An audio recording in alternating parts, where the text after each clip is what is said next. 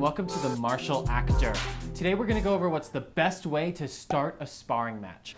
Now, if you're new to sparring, you should know that sparring is just as much a mental match as it is a physical match. I've seen plenty of matches where the more athletically talented individual loses because their opponent got in their head and got them on tilt. The best way to do that is to control the flow of the match. If you can control the flow of the match and make your opponent fight on your terms, it's going to be so much easier for you to win.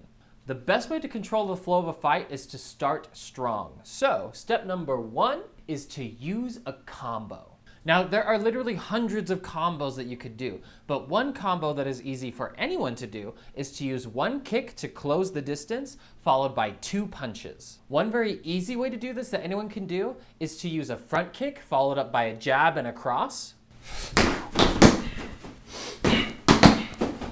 A little bit more advanced is a crossover side kick, followed up by a back fist and a palm heel. One of my favorites is a reverse crescent to clear the guard, and then a back fist followed by a spinning back fist.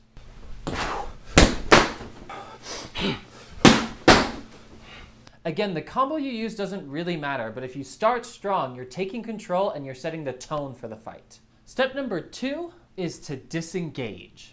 After you throw your combo, you want to disengage from your opponent and get out of their range. Otherwise, you're just hanging out in their range and leaving yourself open to counterattack. What you want to do is get in, throw your combo, and get out.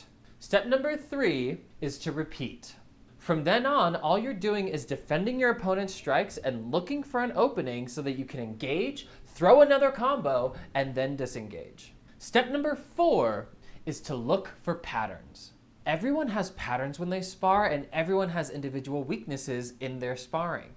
So, while you're doing steps 1 through 3, analyze your opponent and see if you can find any patterns to then manipulate to your advantage. For example, does your opponent tend to drop their guard when they engage? Do they favor their right over their left? Do they tend to leave their head unguarded? Do they tend to telegraph a specific strike?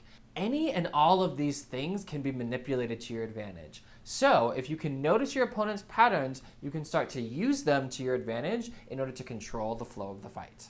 And that's it for today, so take care of yourself, take care of each other, and I'll see you next time.